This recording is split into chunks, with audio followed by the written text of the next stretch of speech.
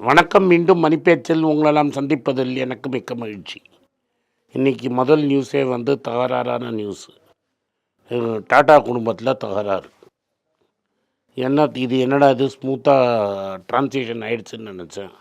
ஸ்மூத்தாக ட்ரான்சிஷன் ஆகலை அப்படிங்கிறது தெளிவாயிடுச்சு. ரத்தன் டாட்டா டைம்லேயும் இதே மாதிரி ப்ராப்ளம் வந்தது. ஸ்ட்ரக்சர் வேறு மாதிரி இருந்தது. போர்டில் டாட்டாவை ஒத்துக்கலை. அதனால் ரத்தன் டாட்டா ரூசி மோதியை எதிர்த்தார். தர்பாரி சேட்னு ஒருத்தர் எதிர்த்தார். அஜய் கேல்கர்னு ஒருத்தர் எதிர்த்தார். ஒருத்தர் இந்தியன் ஹோட்டல் ஹெட்டு, ஒருத்தர் Tata oil mill company and Tata கெமிக்கல்ஸோட ஹெட்டு, இன்னொருத்தர் டாட்டா ஸ்டீலோட ஹெட்டு. இன்ஃபேக்ட் டாட்டா மோட்டார்ஸ் தவிர எந்த பெரிய கம்பெனியும் அவரை சப்போர்ட் பண்ணலை. அப்போ டைட்டனும் பெரிய கம்பெனி கிடையாது. டிசிஎஸ் ஒரு டிவிஷனாக இருந்தது, தனி கம்பெனி கூட கிடையாது. டாட்டா சன்ஸோட ஒரு டிவிஷனாக இருந்தது. அவங்கள்ட்ட இருந்த எல்லா பெரிய கம்பெனியுமே ரத்தன் டாட்டாவை எதிர்த்தது. ஜேஜே இரானின்னு ஒருத்தரை எம்டி ஆக்கி கடைசியில் ரூசி மோதியை சேர்மன் போஸ்ட்லன்னு வெளில தள்ளினாங்க. அதே மாதிரி தான் தர்பாரி சேட்டும், அதே மாதிரி தான் அஜய் கேல்கர். இவங்களெல்லாம் தள்ளுறதுக்கு ஒரு 3-4 வருஷம் ஆச்சு அவருக்கு. ஆனால் இன்றைக்கி இருக்கிறவங்களுக்கு அது ஞாபகம் இருக்காது. ஏதாவது 1992 நடந்தது. அது இன்னிலே 32 வருஷத்துக்கு முன்னாடி நடந்த விஷயங்கள் இது. அதனால் முக்கால்வாசி பேருக்கு இது தெரியாது. அனில் அம்பானியும் முகேஷ் அம்பானியும் அடிச்சுக்கிட்டு 2 பேரும் 2 விதமாக போனாங்க. பிர்லா குடும்பத்தில் எல்லாருமே அடிச்சுக்கிட்டாங்க. இப்போ இங்கே என்ன நடக்கிறதுங்கிறத பார்ப்போம். இது சென்ட்ரலாக ஒரு 4-5 பிளேயர்ஸ் இருக்காங்க. ரத்தன் டாட்டாவோட லாயர் மெஹில் மிஸ்த்ரி அப்படின்னு ஒருத்தர் இருக்கார். அவர் சைரஸ் மிஸ்த்ரியோட பெரியப்பா பையன். சைரஸ் மிஸ்த்ரி ஃபேமிலி விங்குக்கும் அவர் விங்குக்கும் ஆகாது. ஆனால் அவர் ரத்தன் டாட்டாவோட ஃப்ரெண்டு, ரத்தன் டாட்டாவோட வில்ல இருக்கிறவர். அவர் ஜவேரின்னு ஜஹாங்கீர் ஜவேரின்னு இன்னொருத்தரை சேர்த்துக்கிட்டு 4 பேர் எங்களுக்கு ஒரு ஆள் போர்டு சீட்டில் இடம் வேணும்னு கேட்குறாரு. 3 பேர் போர்டில் இருக்காங்க. ஒன்று Noel tata, Venu Srinivasan and Vijay Singh. போன வாட்டி போர்டில் என்ன ரெசல்யூஷன் பாஸ் பண்ணாங்கன்னா, யாருக்கெல்லாம் 70 வயசுக்கு மேலே ஆகிடுச்சோ ஒரு வருஷமும் அவங்கள நாமினேட் பண்ணணும். அப்போ தான் அவங்க டாட்டா சன்ஸில் டைரக்டராக இருக்கலாம். இப்போ வேணு ஸ்ரீனிவாசனும் விஜய் சிங்கும் நியோல் டாட்டாவும் டைரக்டர்ஸ் இன் டாட்டா சன்ஸ். மீதி 4 பேரும் டாட்டா சன்ஸில் டைரக்டர் கிடையாது. இப்போ இந்த 4 பேர் என்ன சொல்கிறாங்கன்னா, விஜய் சிங்க்கு 77 வயசு ஆகிடுச்சு, அவரை வெளில போக சொல்லுங்கள், அதுக்கு பதிலாக மேகுல் மிஸ்திரியை போட சொல்லுங்கள் அப்படின்னு 4 பேர் சொல்கிறாங்க.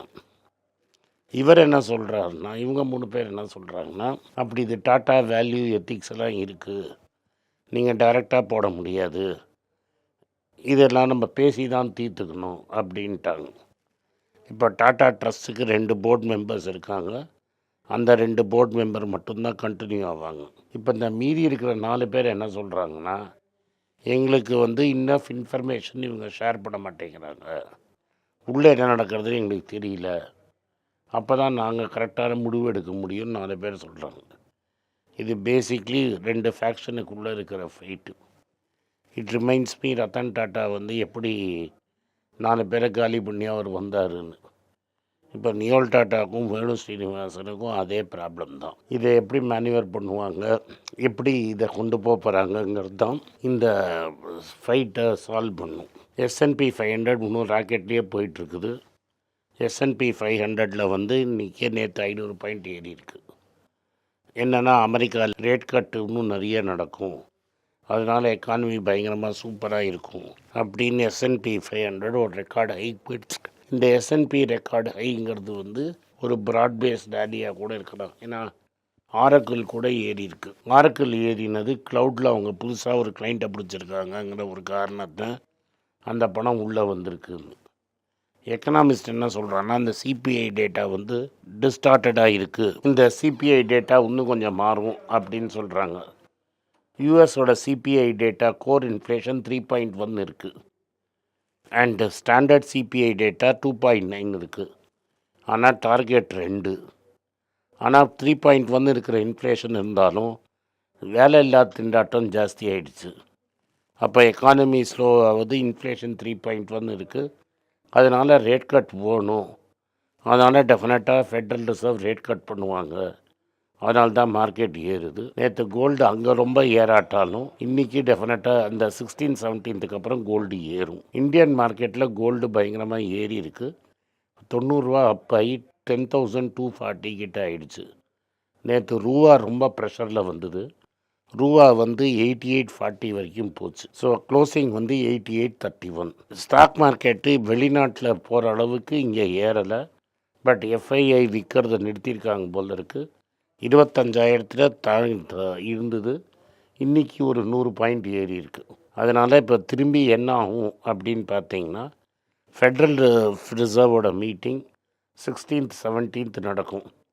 அந்த 16th 17th அன்றைக்கி தான் ரேட் கட் அனௌன்ஸ் ஆகும். ரேட் கட் ஒன்று நிச்சயம். ஆனால் அதுக்கப்புறம் அவங்க என்ன சொல்கிறாங்க, இன்னும் டோவிஷா இருந்து இன்னும் 2 ரேட் கட் பண்ணுவேன்னு சொன்னாங்கன்னா கோல்டும் ஏறும், ஸ்டாக் மார்க்கெட்டும் ஏறும். இந்தியாவில் மார்க்கெட் என்ன ஆகுங்கிறது தெரியாது. இந்தியாவில் மார்க்கெட் ரியலி ஏறணும்னா யூஎஸுக்கும் இந்தியாவுக்கும் அந்த ஒப்பந்தம் பேச ஆரம்பிச்சிருக்கிறது. ஒப்பந்தம் பேசப்படணும், அந்த ஒப்பந்தம் வரணும். ஆனால் அதே சமயத்தில் ரஷ்யன் கச்சா எண்ணெய் போன மாதத்தோட இந்த மாதம் ஜாஸ்தி இம்போர்ட் பண்ணியிருக்காங்க. புதுசாக இந்தியாவுக்கு அம்பாசிடர் வந்திருக்கிறது என்ன சொல்கிறாருன்னா, நீங்கள் ரஷ்யன் க்ரூட் ஆயிலை நிறுத்தாமல் நாங்கள் ஒன்றுமே பண்ண முடியாது அப்படின்னு அவங்க சொல்கிறாங்க. ஸோ ஓவராலாக பார்த்தீங்கன்னா இந்த கச்சா எண்ணெய்ங்கிறது, ரஷ்யன் கச்சா எண்ணெய்ங்கிறது ஒரு ப்ராப்ளம்மு. அண்ட் அதுக்கப்புறம் பல விஷயங்கள் வந்து பேசி தீர்த்துக்கணுங்கிறத சொல்கிறாங்க. நாங்கள் அமெரிக்கா பேசுறதுக்கு தயாருங்கிறாங்க. ஆனால் நம்ம ரிலையன்ஸ் இண்டஸ்ட்ரீஸும் ராசன் சாஃப்ட்டும் சேர்ந்து இன்னும் ரஷ்யன் ஆயில் வாங்கி அந்த எக்ஸ்ட்ரா டீசலை வந்து யூரோப்புக்கு விற்றுருக்காங்க. இதை அமெரிக்கா எப்படி பார்க்கும் அப்படிங்கிறத நம்ம பார்க்கணும்.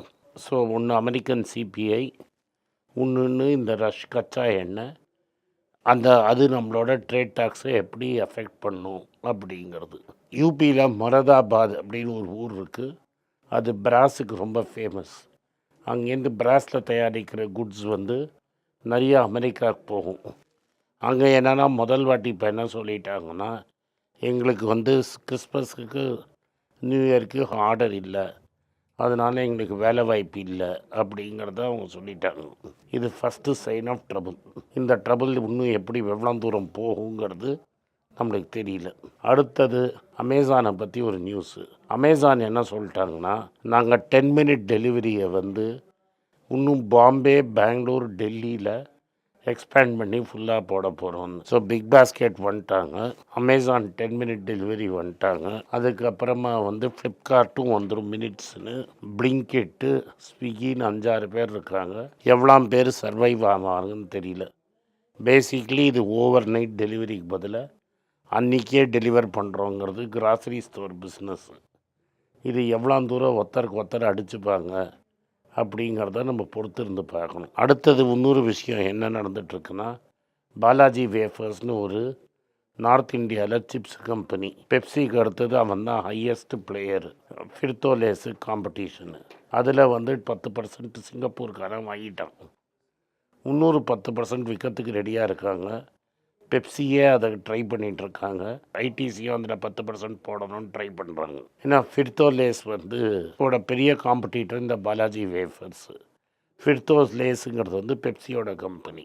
ஐடிசி வந்து 3ஆவது இடத்துல இருக்க பிங்கோ சிப்ஸு. அவனுக்கு பாலாஜி வேஃபர்ஸோட டிஸ்ட்ரிபியூஷன் மாட்டினா அவன் ஃபிர்தோலேஸை வெள்ளை விட்டு ஆட்டணும். அதனால் ஐடிசியும் அதில் ரொம்ப கீனாக இருக்காங்க.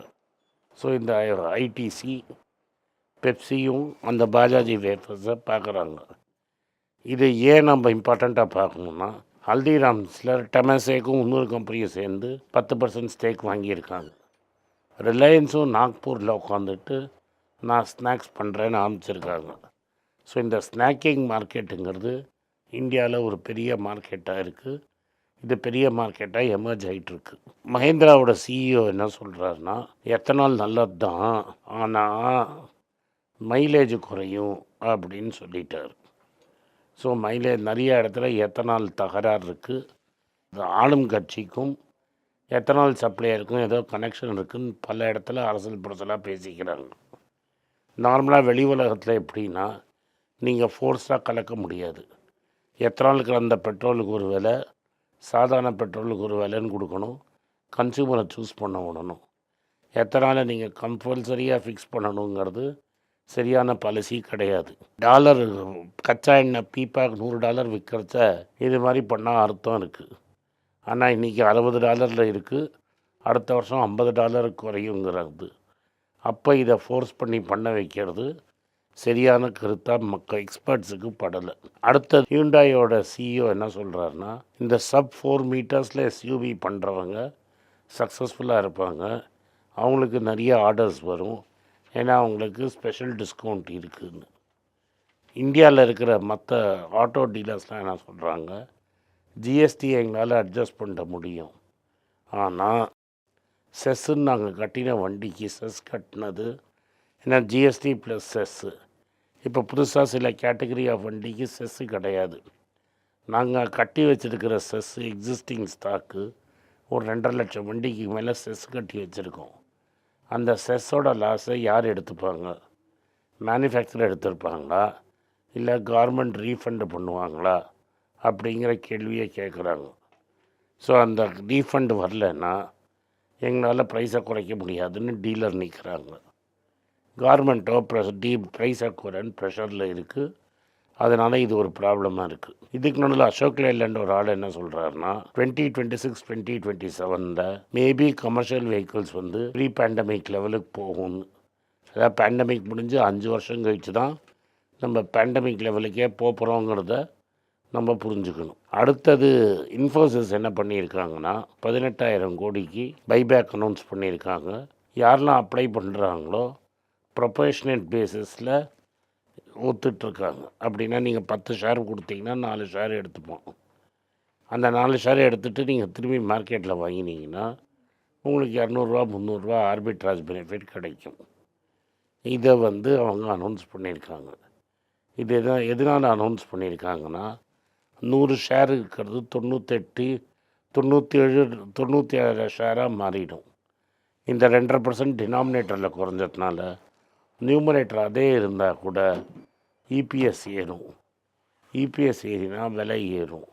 அதனால் ஹையர் ப்ரைஸில் இந்த ஸ்டாக்கை அவங்க வாங்கியிருக்கிறாங்க. ஸோ இன்றைக்கி வந்து செய்தி என்ன மெயினாக நீங்கள் பார்த்தீங்கன்னா, டாடா குடும்பத்தில் குஸ்தி ஃபஸ்ட், 2வது தங்கம் இன்னும் ராக்கெட்டில் இருக்குது, 3வது ஆட்டோமொபைலில் ப்ராப்ளம், ஏன்னா செஸ்ஸை திரும்பியே க்ளைம் பண்ண முடியல. உலகத்தில் இருக்கிற டாப் பணக்காரனில் இப்போ புது ஒரு லீடர், அவர் தான் லாரி எல்லிசன். நான் சொன்ன மாதிரி 15% இங்கேருந்து ஏறும். கரெக்டாக சொல்லிடுறேன், 10,000 என் கால், அதுலேருந்து 15% 11,500 வரைக்கும் போகும். 22 கேரட் கோல்டு, 24 கேரட் கோல்டு, அதுலேருந்து ஒரு 15% போட்டிங்கன்னா 12,200லேருந்து 12,500 வரைக்கும் 24 கேரட் கோல்டு போடுறதுக்கு வாய்ப்பு இருக்குது. இன்றைக்கி அமெரிக்காவில் வந்திருக்கிற இன்ஃப்ளேஷன் நம்பர் குறைச்சல் கிடையாது, ஏறி இருக்கு. ஆக்சுவலாக இன்ஃப்ளேஷன் நம்பர் இன்னும் ஏறுங்கிறது தான் ஃபீலிங். அந்த சமயத்தில் ஃபெட்டு வேறு வழி இல்லாமல் ரேட்டை கட் பண்ணால் கோல்டு இன்னும் கில்லி மாதிரி ஏறுமே தவிர இறங்கிறதுக்கு வாய்ப்பு கிடையாது.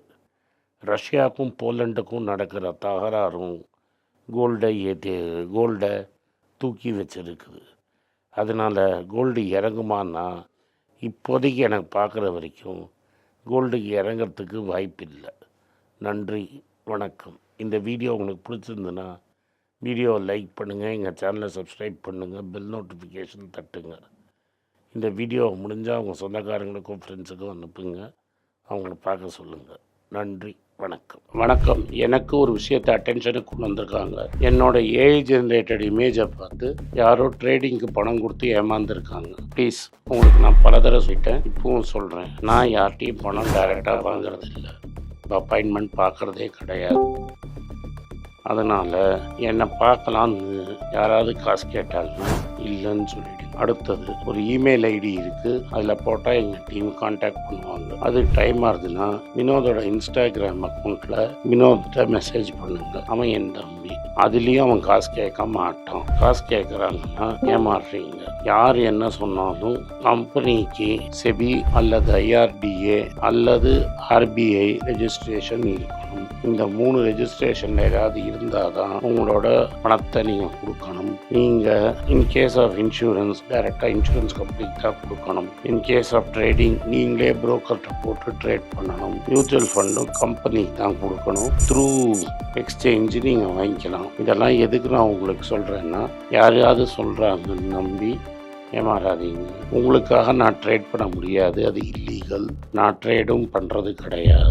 அதனால் ட்ரேடிங் ப்ராஃபிட் பண்ணி தரேன்னு சொல்கிறது ஏமாத்தல். எனக்கு ட்ரேடிங் பண்ண தெரியாது. என் பேரை சொல்லி ட்ரேட் பண்ணி உங்களுக்கு ப்ராஃபிட் ஷேரிங்னா ஃப்ராடு, ஏமாற்றம். நான் யார்கிட்டையும் காசு கேட்கல, கேட்கவும் மாட்டேன்.